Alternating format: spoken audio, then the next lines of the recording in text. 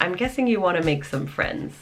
I've lived in over 10 cities throughout my childhood and adulthood, and that spans 4 different countries. And while there are definitely downsides to moving a lot, I will say that the upside is that I've become essentially an expert at making friends. So I'm going to split this video into 2 sections. One is the where, places that you can put yourself to make friends, and you can see which one resonates with you. And then in section 2, I'm going to teach you some of the hows of making friends. I know that some of that might feel like you're going back to basics and it might feel a bit childish, but if you think about it, when we're children, it's really easy to make friends for us. We often make friends just at school or literally going up to someone on the playground and asking, do you want to be my friend?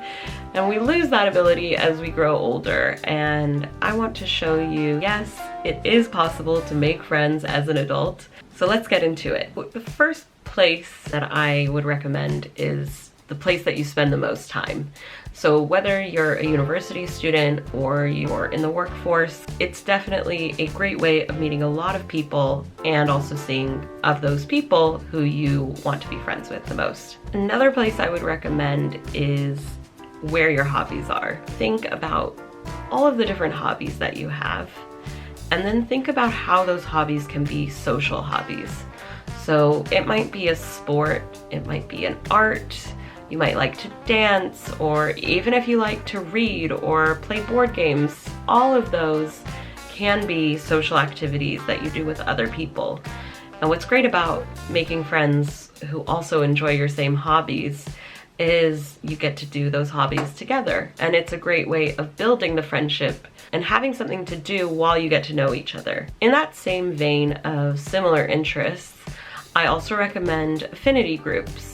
This can include clubs, religious affiliated gatherings, alumni groups, political groups. So affinity groups can be similar to hobbies in that you already have determined that there is something in common that you and these other people have. Not saying that you're going to be friends with everyone that you meet in those groups, but it is a great way to start to see if someone has the same, interests, values, whatever it might be that you are looking for in a friend. One of my other favorite ways to make friends is through volunteering.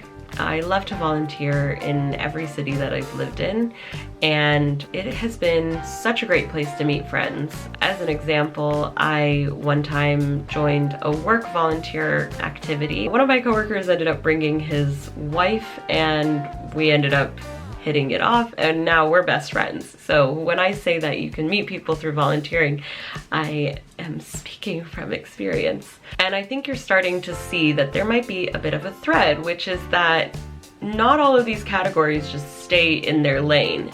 There's often overlap between them. That kind of leads me to another way that I've made friends, which is friends of friends. And this kind of is like the step after you've made a few friends. If they invite you to an event or a party or whatever it is, go to that, because you will actually then widen your social circle. You're going to be introduced to their friends, and it might end up being that you actually hit it off with one of their friends even more than the friend that you already knew. So it kind of has this knock-on effect. One of the final ways that I would recommend is embracing online friendships. So there are 2 threads to this. One is that there are apps such as Bumble Friends, and then the other one is a bit more organic through social media. So if you follow certain accounts, you can end up starting to see people who have shared interests to you. This often goes along with kind of the friend of a friend situation, where you might see a mutual friend and you might start a conversation in the comments, and then that might become a conversation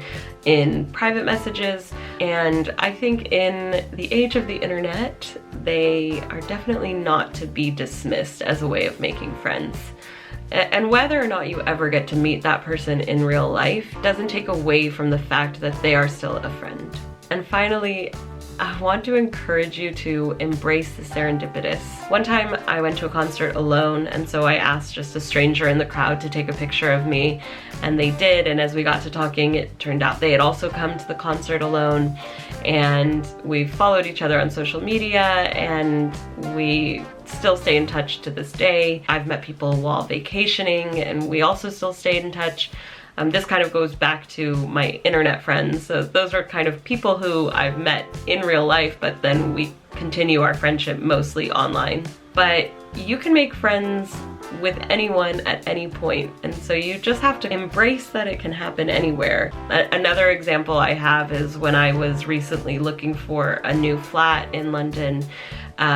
One of the people showing me her flat was just this awesome person, and we got to talking, and at the end we were like, whatever happens, even if we end up sharing this flat or not, do you want to just stay friends? And we're like, yeah. So you can end up just connecting with people wherever, and you have to embrace that it can happen wherever, and be open to having kind of these wholesome interactions with humans on a regular basis, because A, that just makes your life more enjoyable, but B, it also could lead to a friendship that lasts for a bit longer. Okay, so now I've given you a lot of places that you can meet friends, but you're probably wondering, how do I make friends? Do I just stand in this place and just wait? No. Unfortunately, you're gonna have to talk to the people. If you want to make friends, you have to talk to people.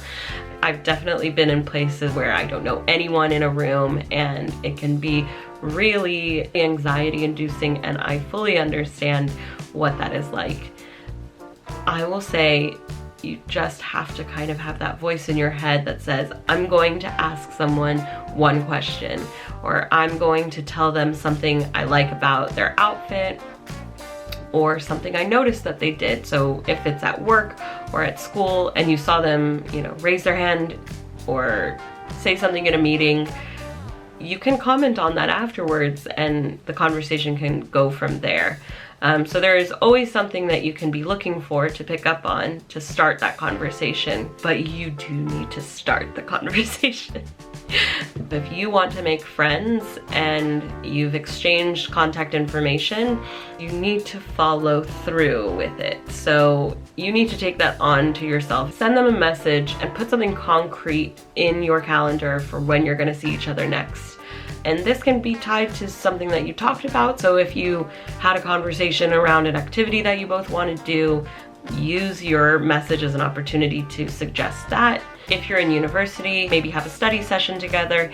If it's work, have lunch with the person or go for drinks after work, but you do need to suggest something. If you met through an activity such as volunteering or, you know, a dance class or a sport that you do, it does make it a bit easier to do a follow-up activity because you can just do that same activity or do something similar. So for example, if you met in a salsa dance class, maybe the similar thing is you go dancing at a club or you go and try out a different dance class. So after you have had the courage to talk to people and have that initial interaction, after you've had the courage to plan the first time that you're going to see each other as friends, then in order to have a longer friendship, you actually need to follow through with making plans on a regular basis. At first, it might feel like you're putting a lot of effort into it, but to go from not knowing someone at all to being close friends, you do have to go through a process of getting to know each other. Sometime in the future, it might be very easy to meet up with each other, just come over for dinner at each other's house or talk on the phone for hours. But to get to that point, you have to build up the friendship, and that does require effort. To summarize everything that I have been talking about, there are many places that you can meet friends, and the main way is to put in the effort needed at the beginning to build that friendship. But there are also a few things that I do want you to remember, and one of them is that it's about quality, not quantity.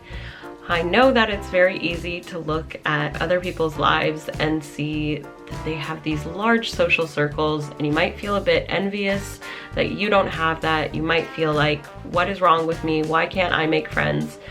And the truth is, everybody is going through their own life journey. I'm not going to comment on those friendships that those people with wide social circles have, but if you just make one really close friend, that can be even more fulfilling for you than having a large social circle. So you don't need to focus on making tons and tons of friends. You can focus on just making one good friend. Another thing I want to remind you, you get to enjoy other humans coming in and out of your life, but the most consistent person throughout your life is you. And so while you're trying to make friends, I also want you to think of ways to befriend yourself. So when you're thinking of, oh, what hobbies can I do to make friends? It's also just a great way for you to tap into what are your actual hobbies and are you doing them? Are you making time to be a good friend to yourself? Are you speaking kindly to yourself? Are you taking care of yourself in the way that you would take care of another person? You know, sometimes that answer is uncomfortable because you realize, oh, I pour more into other relationships than I pour into the relationship I have with myself. But the great thing about pouring into a relationship with yourself is it ends up leading to your happiness increasing, and it oftentimes can attract the people that you want into your life because people will gravitate towards that energy that you're emitting. Not all friendships are going to last a lifetime. You will go through friendship breakups, and that is also a part of life. The more you go through life though, you will start to realize who it is that you want in your life as a friend, and it becomes a lot easier to keep your circle of people down to the people that actually invigorate you and bring joy to your life, the people who actually align with you on who you are, you know, the people that allow you to be the most authentic you. I want to close this video with something that my older sister told me, which is that when you are as authentic as you can be, it allows for the people who are meant to be in your life to find you more easily. Because if you are changing things about you, dulling your light, not being true to yourself, you're putting on a mask. And when you're wearing a mask, the people who are meant to be in your life can't actually see you. When you take that mask off, all of a sudden the people who are supposed to be in your life are able to find you. And so it doesn't matter where you meet your friends. It doesn't matter even if you follow all of my tips and tricks. The most important thing is to be as authentic to you as you can be.